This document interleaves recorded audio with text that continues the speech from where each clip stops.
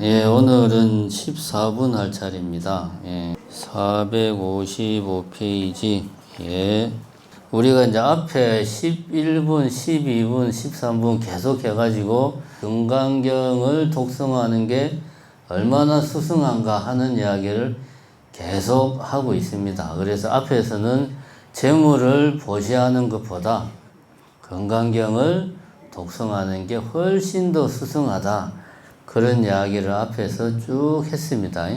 그러니까 이제 요번에는 재물을 보시하는 것보다 금강경 읽는 게 더 수승하다고 그러니까 수보리 존자가 이제 마음속으로 생각하기를 그러면은 재물보다 더 소중한 것이 우리 이 나의 목숨 아닐까. 그러면 내 목숨을 바친다면 금강경을 독성하는 것만큼 수승할까? 내지는 금강경 독성이 목숨을 보시하는 것보다 더 수승할까? 하는 의문을 이제 가지게 되죠. 그러니까 부처님이 그 마음을 읽고 이 항아사, 그러니까 gen지정왕의 모래만큼 많은 목숨을 보시해도 그거보다 금강경을 독성하는 게 더 수승하다 라고 이야기를 13분 마지막에 합니다.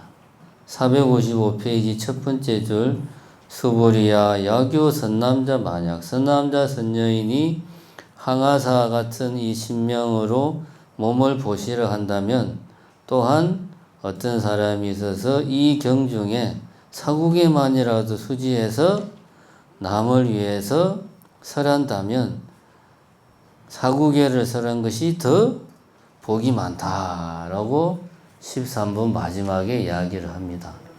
그러면 왜 그런가? 왜 목숨을 보시하는 것보다 금강경 사국에를 독성하는 게 더 복이 많고 공덕이 수승한가에 대한 이유가 이제 나와야 되겠죠. 14분에서는 그런 이야기들이 나옵니다. 14분은 기니까 오늘 다 못하고요. 1부만 하겠습니다. 이때 수보리가 제가 이제 이 조계종 표준 번역판을 그냥 읽도록 하겠습니다. 혹시라도 잘못 또 해석할 수 있으니까. 이 경설하심을 듣고 깊이 이해하여 감격의 눈물을 흘리고 체루비역 부처님께 말씀드렸습니다. 200불은 부처님께 말씀드렸습니다. 희유세전, 희유합니다. 경이롭습니다. 세전이시여. 불설여시 심신경전 아종성내 소득해안 미전덕문여시. 제가 지금까지 얻은 해안으로는 부처님께서 이같이 깊이 있는 경전설하심을 들은 적이 없습니다. 이렇게 수보리 존자가 이야기를 합니다. 그러니까 수보리 존자가 해안이라는 건 뭡니까? 5가지 눈 중에서 몇 번째죠? 제일 처음에 유관이 있고 그 다음에 저 뒤에 나오잖아요. 금강경. 천안이 있고 그 다음에 이게 몇 분입니까? 아니 저 뒤에 보면 나오는데 18분인가 어디 보면 왜 뭐 수보리야 유해안부야 무부하 472페이지 딱 펴니까 나오네. 첫 번째는 유관 5가지의 눈을 부처님은 가지고 있다. 첫 번째는 유관을 가지고 있다. 두 번째는 천안을 가지고 있다. 세 번째는 해안을 가지고 있다. 요 해안 지금 나오는 게 요거죠. 해안. 네 번째는 법안을 가지고 있다. 5번째는 불안을 가지고 있다. 찾았습니까? 예, 472페이지입니다. 유관은 우리 이 눈, 우리가 보는 이 눈으로 보는 게 유관이죠. 가까이 있는 건 잘 보이고 멀리 있는 건 안 보이고. 천안은 뭡니까? 천안통이 열렸다. 그러면은 저 멀리 있는 것도 다 보이고 벽으로 가려져 있는 것도 다 보이는 그런 게 이제 육안으로 볼 수 없는 것까지 다 보이는 게 천안. 해안은 뭘까요? 지혜의 눈. 지혜 해자잖아요. 지혜의 눈이란 뭐냐? 이거는 결국 부처님의 가르침의 핵심은 이제 그 공의 도리를 이해하는 거 아닙니까? 금강경의 가르침이 공의 도리를 이해하는 거니까 이 해안은 바로 그 부처님의 가르침을 깨뚫어 보는, 그러니까 이 공성, 티베트 불교에서 말하는 공성, 공의 도리를 깨뚫어 보는 게 해안. 법안은 법의 눈이다. 해안을 갖춰가지고 이 부처님이 정덕하신 그 진리를, 공의 도리를 깨뚫어 본 거야. 근데 이거를 우리 중생들에게 가르쳐 주려면은 중생들이 알아들을 수 있는 말로 설명을 해줘야 되잖아요. 예를 들면 12연기가 어떻고, 사성제가 어떻고, 오온이 어떻고, 12처가 어떻고, 이렇게 이제 말로 설명을 해줘야 되잖아요. 그게 이제 법안이죠. 중생들을 방편으로 교화하는 그런 어떤 법을 깨뚫어 보는 눈이 법안이다. 그럼 불안은 이제 지금까지 네 개의 모든 눈을 다 갖춘 완전히 이렇게 원만하게 부족한 부처님의 눈이 이제 불안. 이렇게 됩니다.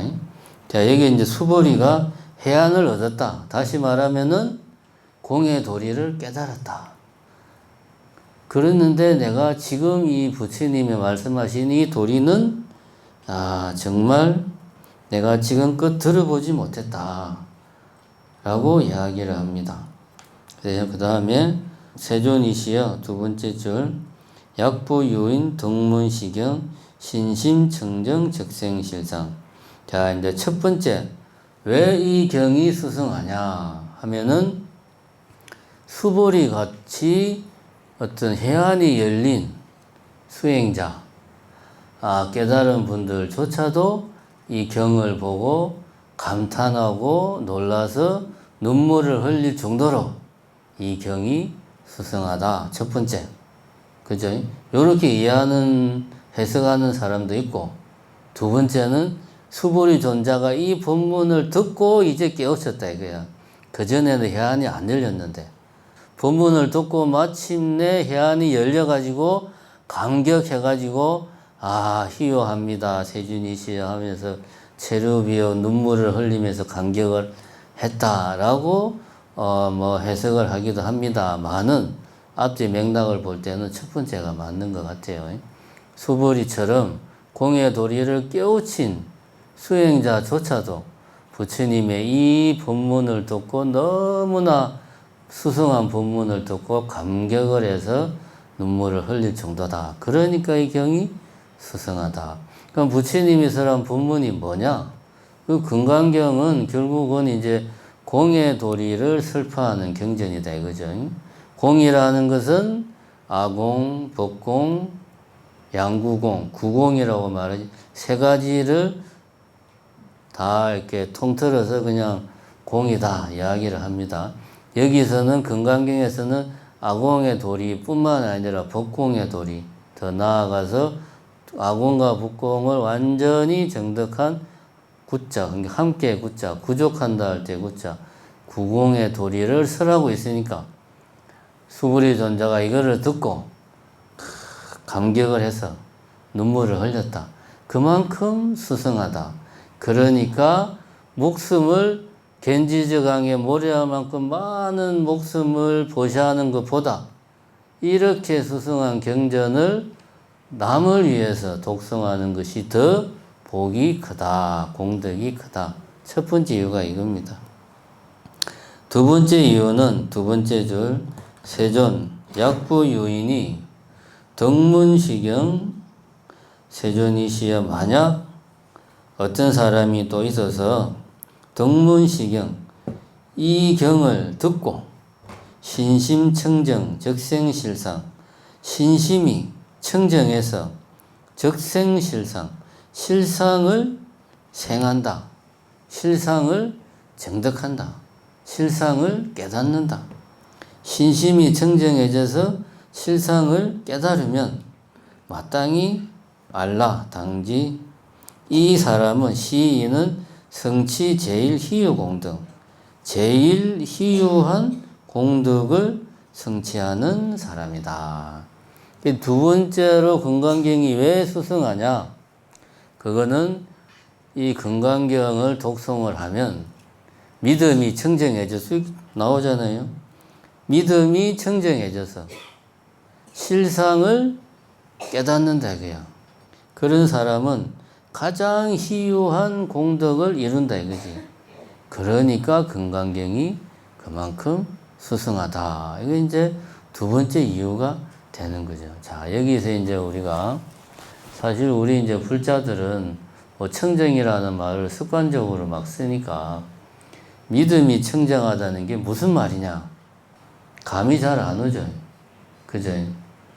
이게 왜냐하면 우리는 청정하다는 말을 그냥 그 말의 의미를 생각하지 않고 습관적으로 쓰다 보니까 이게 뭐 예를 들면 공기가 청정하다 이렇게 말하면 느낌이 바로 오는데 믿음하고 청정하고는 연결이 잘 안 되는데 믿음이 청정하는 게 무슨 말이지? 믿음이 무슨 공기도 아니고 이게 무슨 말일까?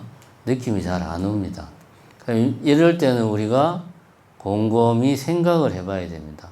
생각이 잘 안 될 때는 청정의 반대말은 뭐죠? 뭔가가 오염이 됐다. 믿음이 오염이 됐다. 그럼 여기서 믿음이라고 하는 것은 우리는 지금 금강경을 공부하고 있단 말이지. 금강경에서 설파하는 것은 공의 도리를 설파하고 있다. 그럼 결국 금강경에서 말하는 믿음은 공의 도리를 내가 이 금강경을 보면 공의 도리를 완전히 깨칠 수 있다 라고 하는 믿음을 말하는 거지. 그 믿음이 청정하다는 말은 그래서 금강경을 내가 열심히 독송을 하면은 공의 도리를 완전하게 내가 깨칠 수가 있구나 라는 생각으로 내 마음이 가득 차 있는 거죠. 다른 생각들은 없는 거지. 오염된 게 없는 거예요. 다른 생각으로 오염이 안 돼 있는 거죠. 오염이 안 된 게 청정한 거 아닙니까? 그죠? 오염이 안 된 게 청정한 거잖아요. 그러니까 오로지 마음속이 금강경을 내가 열심히 독송을 하면 공의 도리를 찾아갈 수 있다라고 하는 믿음으로 가득 차 있는 것이 믿음, 신심이 청정한 거죠. 여기 신심 청정입니다. 다른 생각이면 예를 들면 내가 금강경을 다 완전히 이해해서 세상에서 불교를 내가 가장 확실하게 이해하는 사람이 되고 싶다. 가장 뛰어난 불교 교리를 이해하는 사람이 되고 싶다. 뭐 내지는 뭐 이거를 통해서 내가 명예를 얻고 싶다. 뭐 이런 등등등의 다른 그런 생각이 오염이 안 돼 있다는 거죠. 이게 신심이 청정하다는 말입니다. 이렇게 신심이 청정하면 실상을 깨달을 수 있다. 실상이라는 것은 있는 그대로의 모습, 실제 모습. 우리가 무명에 눈이 혼탁해져서 잘못 보는 게 아니고 청정한 마음으로 이 세상을 있는 그대로 진여실상, 연기실상 그대로를 보는 그런 실상을 내가 깨닫게 된다. 그렇게 하면은 가장 희유한 공덕을 얻는다. 공덕 중에 가장 희유한 공덕이 뭐냐? 이 바로 진리를 깨치는 공덕만큼 그 수행만큼 공덕이 큰 게 없다는 말이죠. 제일 희유하다. 그런 말입니다. 그 다음에 세존이시여 시실상자는 즉시비상이니 시고 열의 설명실상이라. 요거는 이제 금강경에서 항상 나오는 말이죠. 자, 이렇게 이야기하니까 실상이라는 게 정말 청정하고 이 세계를 있는 그대로 보는 그런 걸 말하는 거구나 라고 이제 생각을 할까 봐 뭔가 실상이라는 게 따로 있는 것처럼 생각을 할까 봐 세존이 말한 실상이라 하는 것은 상이 아니야. 즉시 비상. 여기서 상이 아니라는 말은 지금 말한 뭔가 실상이라고 하는 것이 우리가 말로 표현할 수 있고 글로 쓸 수 있는 뭔가 형체가 있고 구분할 수 있는 뭔가가 있다 라고 하는 생각이 바로 이 두 번째 나오는 적시비상의 실상이죠. 세존이 말한 실상은 그런 세속제에서 말하는 말할 수 있고 표현할 수 있고 분간할 수 있는 형체가 있는 그런 상이 아니야. 그래서 고로 그런 상이 아니기 때문에 시고로 열애는 설명실상, 이름을 실상이라고 할 뿐이다. 그것은 말로 표현할 수도 없고 글로 표현할 수도 없고 형태를 가진 것도 아닌데 설명을 하려고 하다 보니까 어쩔 수 없이 말로 표현을 하는 게 실상이라는 거다 라는 말이죠. 요것이 아공과 법공 중에서 법공을 이야기하는 겁니다. 여러분들 아셔야 됩니다. 조금 이따 설명하겠습니다. 그러니까 두 번째, 왜 금강경을 독성하는 게 수승하냐 하면은 그것은 금강경을 독성하면 믿음이 청정해져서 실상에 개합하기 때문에, 그래서 가장 희유한 공덕을 얻기 때문에 금강경이야말로 가장 수승하다라고 이야기를 하고 있습니다. 세 번째, 끝에서 두 번째 줄이죠. 아금 등문 여시경전 신해수지 부족이난 세전이시여 아금 내가 지금 등문 여시경전 이 경전을 듣고 신해수지 부족이난 이해하고 믿고 지니고 그 수지함은 부족함이 어려움이 없는데 약당 내세 후오 백세 기유 중생, 만약에 500세 후에도 어떤 중생이 있어서 기유 중생, 이 경을 신해수지하면 시인은 적이 제일 희유다. 그러니까 500세 뒤에도 어떤 중생이 이 경을 믿고 이해하고 지니고 받아서 지닌다면 그 사람은 정말 가장 희유한 공덕을 쌓은 공덕을 성취한 그런 사람이다. 왜냐하면 차이는 그 사람은 무아상, 무인상, 무중생상, 무수자상. 왜냐하면 그 사람은 아상이었고 인상이었고 중생상이었고 수자상이었기 때문이다. 이 부분은 이제 아공을 말하는 거지. 이 사상은 아상, 인상, 중생상, 수자상은 결국은 한마디로 말하자면은 내가 없다라는 아공의 도리를 깨쳤다라는 말이지. 아상이 없다가 이제 아공이죠. 인상은 나는 사람이야. 나는 하는 생각을 내가 이미 떨쳐버렸다. 그런 말이죠. 중생상은 나는 생명이 있는 그런 존재야. 나는 중생이야.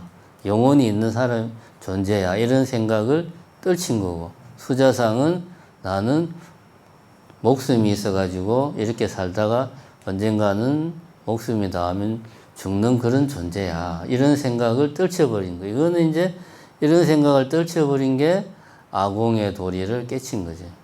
아공을 깨쳤다라는 말은 나에 대한 집착, 줄이면 아집, 나에 대한 집착을 털어냈다. 다른 말로 하면 번뇌장을 없앴다. 내가 있다는 생각이 만들어내는 온갖 번뇌의 장애를 다 걷어냈다. 이게 이제 아공의 도리를 깨쳤다. 아집을 깨트린 거, 그 다음에 번뇌장을 깨트린 거. 이게 이제 아공의 도리를 깨친 겁니다. 세 번째 이유는 아공, 법공, 이제 양구공, 부공 이런 삼공의 도리를 금강경이 설파하고 있으니까 그만큼 수성한 것이 없다 하는 이야기를 지금부터 하고 있습니다. 그 첫 번째로는 아공을 이야기했어요. 내가 아공의 대상이 되는 건 뭐냐? 나는 공하다 라는 것의 대상이 되는 것은 구체적으로 말하자면 내가 있다는 생각에서 비롯되는 온갖 번뇌들을 내가 다 털어냈다 하는 말입니다. 그런 번뇌들을. 그 다음에 보면은 두 번째 줄 밑에 소위자 아상 적시비상 인상 중생상 수자상 적시비상. 왜 그러한가? 아상은 적시비상. 아상, 내가 있다는 생각, 이 상은 상이 아니야. 여기는 뭘 말하는 걸까요? 앞에는 무아상이라고 말했죠. 아상이 없다. 나에 대한 집착을 깨트린 거고, 지금은 아상은 상이 아니야 라고 말한 것은 법궁을 이야기하는 겁니다. 아상과 마찬가지로 인상, 중생상, 수자상은 적시비상, 상이 아니다.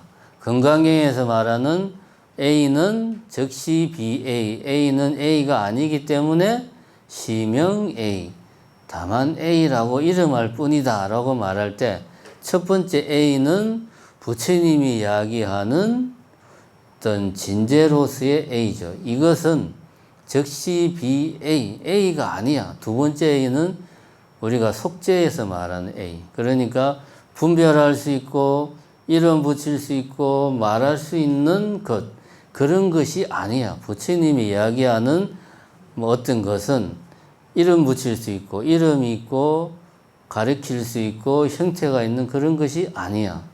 그래서 그런 게 아니기 때문에 어쩔 수 없이 그래도 중생을 교화하기 위해서는 말을 해야 되니까 어쩔 수 없이 이름을 붙여서 A라고 할 뿐이야 라고 이야기하는 게 요게 법공을 이야기하는 겁니다. 자, 법공을 다시 한 번 더 설명을 비유를 들어서 이야기를 해보자. 여기 이제 여러분들 앞에 이제 제가 있는데 이렇게 나는 스님이다. 뭔가가 있어. 그걸 우리가 여기에다가 스님이라고 하는 꼬리표를 딱 붙여서 저것은 스님이야. 뭐 저것이라고 말 안 하죠. 저 사람은 스님이야 라고 말할 수 있습니다. 그러니까 이제 스님들끼리 있을 때는 나를 가르치면서 스님이라고 안 그러죠. 저것은 주지 스님이야 라고 말을 하죠. 꼬리표가 바뀌죠. 근데 이제 내가 밖에 나갔어. 그럼 밖에 이제 저 밑에 이제 뭡니까? 문민정사 앞으로 해서 쭉 내려가면 사람들이 국립공원에 근무하는 사람은 내를 보고 등산객이 지나가는구나 라고 생각할 수 있죠. 그럼 내가 내려가서 정심사 버스 종점에서 버스를 탔어. 그러면 나한테는 어떤 꼬리표가 붙죠?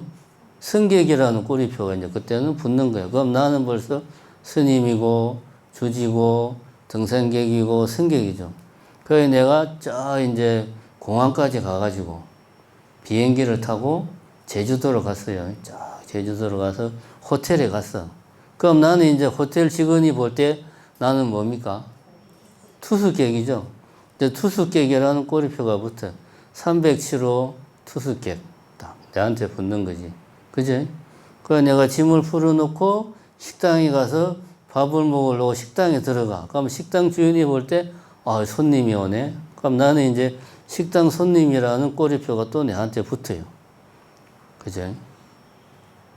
흔히 이제 나는 스님이야 라고 생각하는데 이렇게 따져보면 나는 스님도 되고 주지도 되고 등산객도 되고 승객도 되고 투숙객도 되고 식당 손님도 되고 심지어는 길거리를 지나가면은 뭐 카페에서 창밖을 보는 사람은 지나가는 내를 보고 저기 희한하게 생긴 행인이 지나가는구나. 그럼 나는 이제 행인인 거예요. 그죠?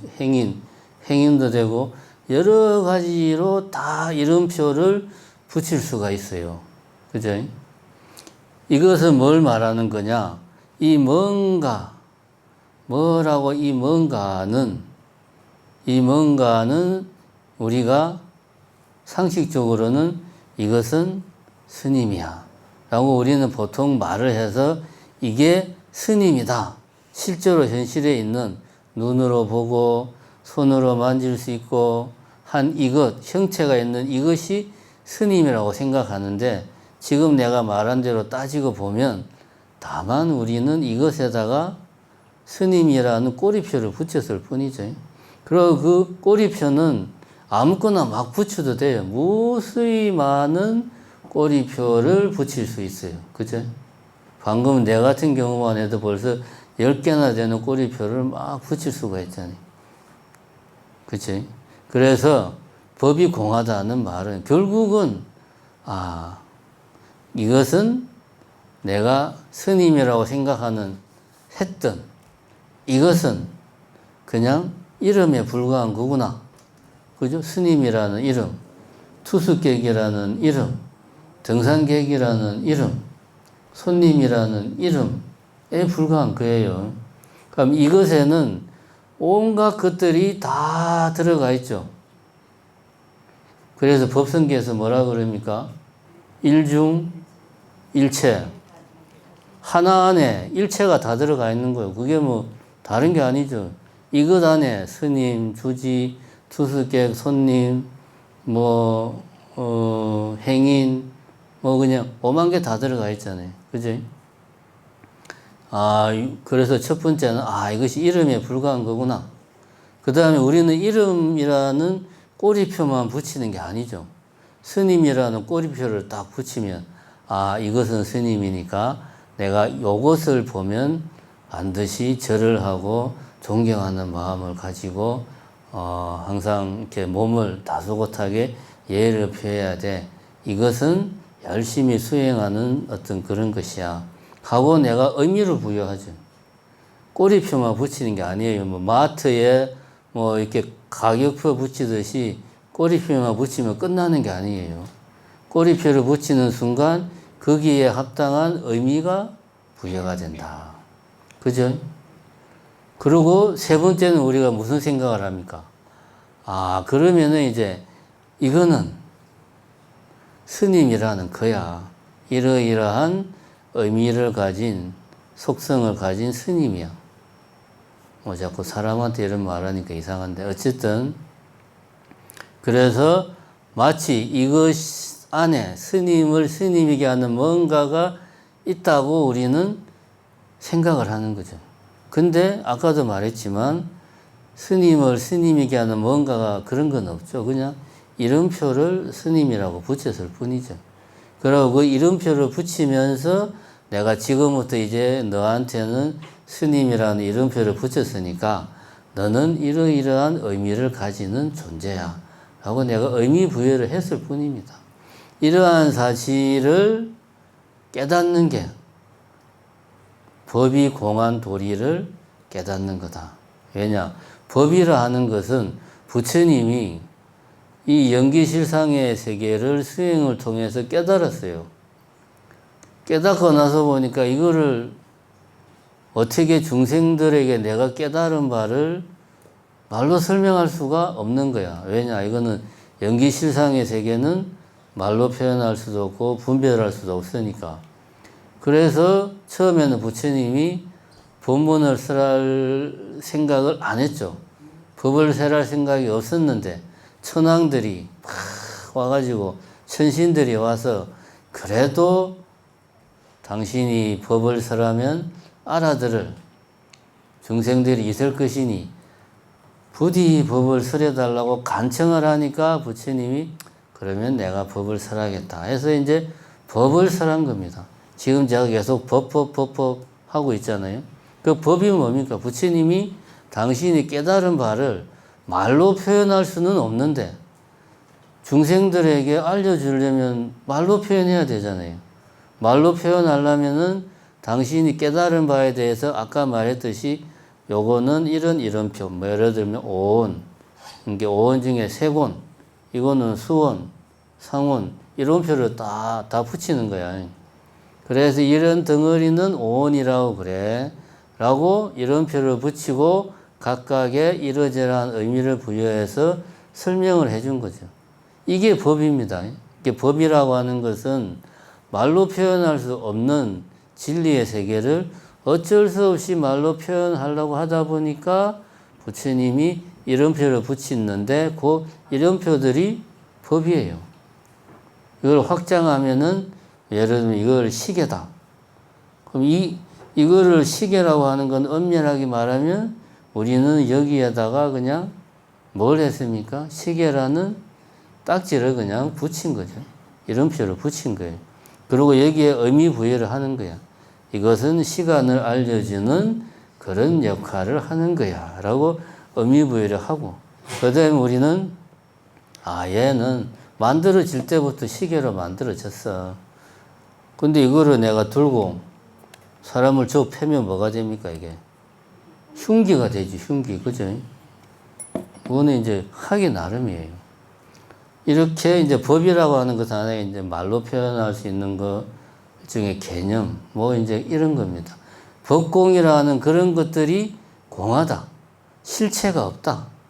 그런 것들이 사실은 서로 연기되어서 서로 의지해서 생겨난 것일 뿐이다. 라는 것을 깨닫는 겁니다. 그래서 아상, 인상, 중생상, 수자상도 비상, 상이 아니다. 상이 아니라는 말은 부처님이 법을 설하기 위해, 이 진리를 설파하기 위해서 임시로 이름표를 만들어서 붙인 거야. 그래서 진짜로 그런 게 있는 게 아니야. 그래서 즉시 비상이라는 말은 그런 말이다. 요게 이제 법공의 도리입니다. 하이고 이일체재상 증명재불. 왜 그러한가? 일체재상을 떠난 것을 증명재불이라 부처라고 이름한다. 요거는 이제 아공과 법공을 다 원만하게 정득한 사람, 일체재상을 떠난 그런 사람을 우리는 부처라고 한다. 이건 이제 구공의 도리를 설명하고 있는 거죠. 이렇게 아공, 법공, 구공, 삼공을 원만하게 금강경에서 설파하고 있으니까 이보다 더 수성한 게 없다. 그래서 금강경이 가장 수성하다. 여시여시 그러합니다. 불고수보리 여시여시. 부처님이 수보리에게 말하되 그러하다. 약도요인 등문시경. 만약 어떤 사람이 이 경을 듣고 불경불포불행 놀라지 않고 겁내지 않고 왜? 두려워하지 않는다면 당지시인은 심히 희유. 이 사람은 매우 희유하다. 왜냐하면 하이고 수보리야 열애설 제일바라밀은 적비 제일바라밀 심형 제일바라밀. 여기까지만 하겠습니다. 왜냐? 열애가설한 제일바라밀은 제일바라밀이 아니기 때문에 다만 그 이름을 제일바라밀이라고 한다. 자, 이제 이렇게 삼공을 이야기하고 어떤 사람이 이 경전을 듣고도 놀라지 않고 두려워하지 않고 겁내지 않는다면 이 사람은 정말 희유한 사람이다. 심히 희유. 매우 희유한 사람. 아주 드문 사람이다. 왜냐하면 이 금강경에서 말하는 것이 제일 가는 바라밀, 제일 가는 진리로 가는 길이다. 그야 바라밀. 바라밀은 차 안에서 피 안으로 건너간다는 말이죠. 그 수행의 길, 수행하는 방법을 나타낸 거죠. 왜냐 하면은 이 금강경 열애가설한 제일바라밀이 아니다 이거지. 열애는 진재의 관점에서 가장 수성한 수행의 길을 보여줬는데 우리는 이것을 마치 형체가 있고 실체가 있고 말할 수 있는 세속제의 제일바라밀로 이해를 하는데 그런 게 아니야. 다만 부처님은 우리들이 알아들을 수 있게 어쩔 수 없이 말로 제일바라밀이라고 이름을 했을 뿐이야. 이게 왜냐? 그만큼 이게 가장 수승하기 때문에 금강경을 보고도 두려워하지 않고 놀라지 않는 사람은 아주 드물다 이거지. 그만큼 금강경이 수승하다. 그래서 견지저강의 모래수만큼 많은 목숨을 보시하는 것보다도 금강경 전체가 아니고 사국에만이라도 독성하는 공덕이 더 크다라고 이렇게 금강경을 독성하는 공덕이 견지저강의 모래수보다 더 많은 목숨을 보시하는 것보다 수승한 이유를 지금 4가지를 이야기했죠. 나머지는 다음 시간에 합시다. 네. 오늘은 제 14분 앞부분 금강경이 목숨을 이 몸을 보시하는 것보다 더 수승한 이유를 설명을 하는 데 있어 가지고 삼공을 우리가 이야기하면서 설명을 했습니다. 아공은 내가 있다는 생각을 극복한 것이고 그것은 나에 대한 집착을 털어낸 것이고 달리 말하면 번뇌의 장애, 번뇌장을 털어낸 것이고 법공은 아까 말했듯이 이런 우리가 상식적으로 보고 듣는 이 모든 것들이 사실은 이름에 불과하다. 우리가 그러한 이름에 불과한 것에 의미 부여를 했다. 그러면서 우리가 그것이 마치 원래부터 그것인 것으로 우리는 생각을 하고 있다. 이런 생각에서 벗어나는 것. 이런 생각이 법집이죠. 법에 집착하는 거죠. 부처님은 중생들을 교화하기 위해서 임시방편으로 법을 설파했는데 우리는 그것이 실제로 그렇게 존재한다고 생각을 하는 거지. 그래서 부처님은 저 강을 건너기 위해서 내가 너희들에게 뗏목을 주마. 그 뗏목을 우리는 부처님이 주신 거니까 너무 소중하다고 해서 뗏목을 타고 강을 건넌 뒤에도 어떻게 합니까? 뗏목을 쥐고 그 힘든 길을 계속 가는 거예요. 이게 법집이죠. 법에 대한 집착에서 벗어나지 못하는 것. 강을 건넜으면 이제 뗏목을 버려라. 이게 이제 법에 대한 집착을 버리는 것. 이것을 이제 여기 시계가 있다라는 생각. 여기에 우리의 몸이 있다라는 생각. 이러한 장애. 이걸 소지장애라고 그래요.